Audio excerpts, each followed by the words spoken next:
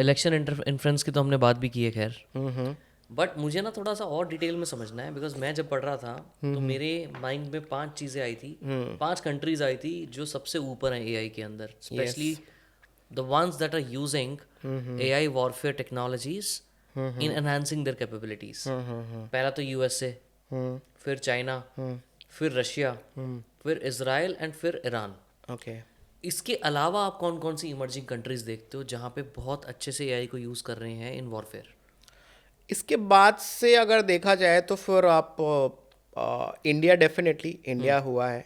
India का आपने देखा ही, इंडिया कर रहा है। फिर इंडिया में कहाँ कहाँ पे यूज़ हो रहा इंडिया तो अभी हम देखें तो ऑपरेशन सिंदूर जो हुआ है उससे ही बोल सकते हैं वहाँ पे एआई का कितना इस्तेमाल हुआ है। अगर ऑपरेशन सिंदूर बोला जाए तो it is the first algorithmic war India की तरफ से हुआ है। इंडिया पाकिस्तान में फर्स्ट एल्गोरिदमिक वॉर।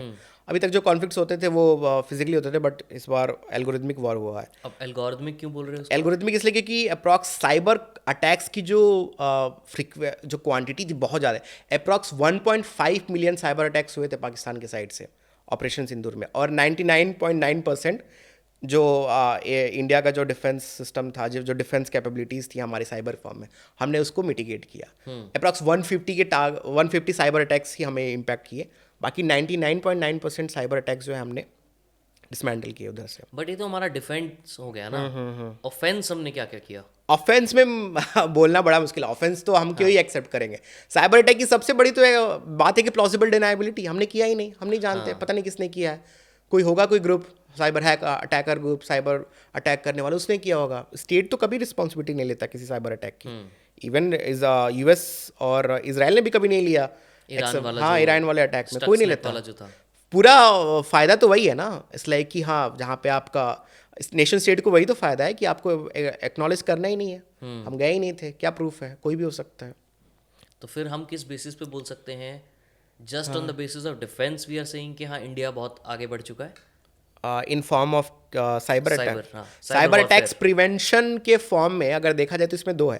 डेफिनेटली जब पाकिस्तान की बात होती है तो डेफिनेटली हमारे पास कैपेबिलिटीज़ है उनके जिनके जो हैकर्स हैं, जो उनके जो इस्टेब्लिशमेंट है, जिन्होंने जिन लोगों को रखा है उसको हमें डिफेंड करने का। लेकिन जब बात चाइना जितना की भी आएगी, मैंने रिपोर्ट्स पढ़ी उसमें मैंने एक चीज़ कॉन्टीन्यूसली ये पाई है कि पाकिस्तानीज जो हैकर्स हैं they are very well and they are very notorious also. Yes yes yes, absolutely. इसमें सच्चाई है कोई इस बात में? एक्चुअली वो जो हैं उनको काफ़ी चाइनीज़ फंडिंग भी है। तो जो आपको दिख रहे हैं वो नोटोरियस दिख रहे हैं, उनके पास ढेर सारा चाइना से फंडिंग आ रहा है। तो चाइना का इन्वॉल्वमेंट बहुत ज़्यादा है। तो वही बात मैं बोल रहा था ना कि जब पाकिस्तान को टैकल करने की बात आती है तो हमारे पास ढेर सारी कैपेबिलिटीज़ हैं, हम कर लेंगे। लेकिन when it comes to China we are in a problem actually. और वो हमारे टॉप ऑफ द टॉप लोगों ने भी एक्नॉलेज किया है कि इवन जो हमारे फॉर्मर सीडीएस थे बिपिन रावत, उन्होंने बोला कि साइबर अटैक्स के अगर उसमें बोलेंगे साइबर कैपेबिलिटीज़ में, उसमें चाइना हमसे काफ़ी आगे है और it's a problem for us. उन्होंने एक्नॉलेज किया है। एक स्ट्रैटेजिक एनालिस्ट हैं सानी सर करके, उन्होंने बोला है कि भाई हमारी जो इंटेलिजेंस एजेंसीज हैं, रॉ और एनटीआरओ, उनका तो जो साइबर कैपेबिलिटी उसके बारे में बात ना करो तो ही बेहतर है। It's insignificant compare to China. Compare to China, definitely उसका कोई जवाब भी नहीं, मतलब उसमें बात ही करना उस लाइक कि it's not even worth mentioning कि जो हमारी साइबर कैपेबिलिटीज़ हैं, जो हमारी इंटेलिजेंस एजेंसीज की। तो हाँ, अब उनका व्यू हो सकता है डेफिनेटली एट करंट लेवल क्या हो रही हैं चीज़ें। वो तो साइबर अटैक्स ऐसी चीज़ें होती हैं कि जिसका पूरा वेरीफाई करना बड़ा मुश्किल होता है, क्योंकि फिजिकल वेरिफिकेशन नहीं है ना। सोल्जर्स आ रहे हैं किसी दूसरी कंट्री से तो आपको दिखेंगे। साइबर अटैक्स कब हो रहा है, पीछे हो रहा है, कैसे हो रहा है, it's very difficult to predict, specially in news and media. Right right. और कोई मेजर इंसिडेंट्स आपने देखा कि where all AI is being used in the warfare? जैसे मैं एक और एग्जांपल पढ़ रहा था, चाइना तो इस लेवल पे पहुंच गया है कि वो जीन एडिटिंग करने लग चुके हैं अब, कि हमारे जो ह्यूमंस हैं उनकी एक सर्टेन लेवल की कैपेबिलिटीज़ हैं। तो चाइना ने रिसेंटली लोगों के जीन एडिट करने शुरू कर दिए कि हम इसकी जो विजन है ना रात की, हमारे सोल्जर्स की नाइट विजन है, उसका जीन मॉडिफिकेशन करके उनकी नाइट विजन इंप्रूव कर देंगे। यस। तो ऐसे इतना कौन सोचता है और इस लेवल पे काम कर रहे हैं लोग? Which all other countries or examples come to your mind like this? इसमें तो सबसे पहले चाइना का, आई मीन जीन एडिटिंग में अगर देखा जाए तो सबसे पहले तो क्रिस्पर की बात होती है। ठीक है, क्रिस्पर टेक्नोलॉजी आपने बात सुना ही होगा जीन एडिटिंग के लिए। तो उसमें अगर आपको देखो तो सिंपल सी बात है, अगर आपको कौन कर रहा है और तो आपको सबसे पहले देखना होगा किसी भी टेक्नोलॉजी में सबसे आगे कौन है, वो आपको पता चल जाता है कितने पेटेंट्स फाइल हो रहे हैं उस कंट्री से।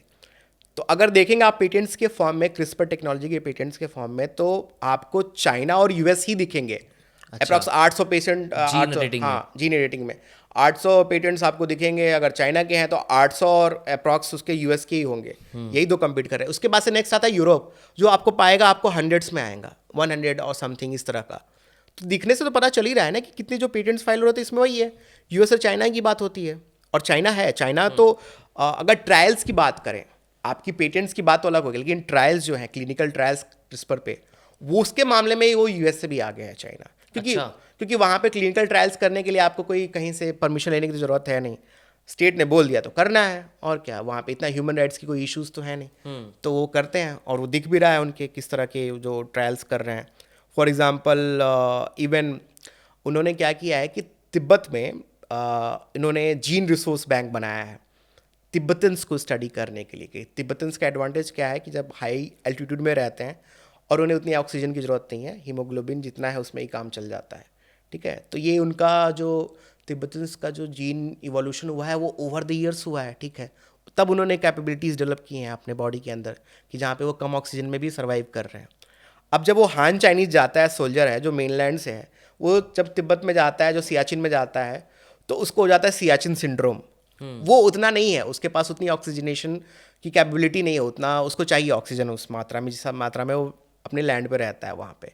तो चाइना को समझ में आ गया है कि अगर हाई एल्टीट्यूड वॉरफेयर हुआ स्पेशली इंडिया के साथ, तो आपको अगर आपने सैनिक भेजने हैं तो आपको ऐसे सैनिक तो होने चाहिए ना आपके सोल्जर्स जो उनके पास उतनी कैपेबिलिटीज़ हो जो तिब्बतन्स के पास है। तो तिब्बतन्स का पूरा सैंपल इकट्ठा कर रहे हैं, जीन सैंपल इकट्ठा कर रहे हैं, उसको स्टडी कर रहे हैं चाइना जो है। उन्होंने अपना रिसोर्स बैंक बनाया, आई थिंक वो रिसोर्स बैंक तिब्बत में बनाया, वो उसको कंसिडर किया जाता है कि जो हाईएस्ट प्लेट्यू रिसोर्स बैंक है। मतलब उतनी ऊंचाई पर कोई और जीन रिसोर्स बैंक नहीं है पूरी दुनिया में उतनी ऊंचाई पर जितना तिब्बत, क्योंकि तिब्बत इतना काफ़ी प्लेट्यू इस ऊपर है काफ़ी ज़मीन से, तो उतनी ऊपर कोई नहीं है। वहाँ पे वो अप्रॉक्स लाखों जो तिब्बतन्स हैं उनका जीन सैंपल इकट्ठा कर रहे हैं और स्टडी कर रहे हैं कि क्या ट्रेड्स हैं उस जीन के जिनका हम इस्तेमाल कर सकते हैं ताकि हम अपने सोल्जर्स को उतनी कैपेबिलिटीज दे पाएँ जितना जीन पे, ताकि वो हाई एल्टीट्यूड वॉरफेयर में इस्तेमाल हो सके। इनफैक्ट चाइना ने तो ये चीज़ अपने लोगों की हाइट बढ़ाने में भी की है। हाँ हाँ, जब जब स्टार्टिंग में हम देखते थे ना, हम हमेशा ये बोलते थे चाइनीज तो बहुत छोटे होते हैं, हमसे भी बहुत छोटे होते थे। अब लेकिन अगर आप उनकी एवरेज हाइट देखोगे तो उनकी average height has gone up a lot. इसमें तो उनके वो भी है, आई थिंक न्यूट्रिशनल जो कैपेसिटी बढ़ी है, विजन हैज बीन देयर ना। यस एब्सोल्युटली, वो nutritional capabilities as a nation किसी की चेंज करना, वो तो खुद गरीबी से निकल के भी तो आए हैं। एग्जैक्टली, तो वो थॉट प्रोसेस की भी तो बात है ना कि यार हम तो सोच रहे हैं कि हम लोगों के जीन्स ही चेंज कर देंगे कि रात को लंबा देख पाए, हाँ हाँ हाँ हाँ, अच्छे से देख पाए, क्लियर विजन हो उनके पास। हाँ, नाइट विजन की बात की, नाइट विजन में भी एक मैंने कोई रिसर्च पढ़ी थी कि वो नैनो पार्टिकल रिसर्च कर रहे हैं। तो इस तरह की कुछ शायद रिसर्च कर रहे हैं जिसमें कि वो ऐसे कुछ सब्सटेंसेस क्रिएट कर रहे हैं जिनका अगर आपने उनके सोल्जर्स के आँख में किसी तरीके से वो जो सब्सटेंस है वो पेनिट्रेट कर दिया तो इंफ्रारेड लाइट को वो विजिबल लाइट में चेंज कर देगा। इस तरह का भी मैंने कहीं कुछ पढ़ा था इस तरह का कि अब वो और उसका इफेक्ट 7-8 हफ्तों तक रहेगा। तो आपको ज़रूरत ही नहीं है फिर आपको वो ग्लासेस पहनने की। करेक्ट। अब विजन ग्लासेस पहने की जो आप लेके जाते हो क्योंकि उतना एक्स्ट्रा वेट हट गया, तो आप उसको रात में दिख रहा है सोल्जर को, तो it's very efficient for the soldier. Right.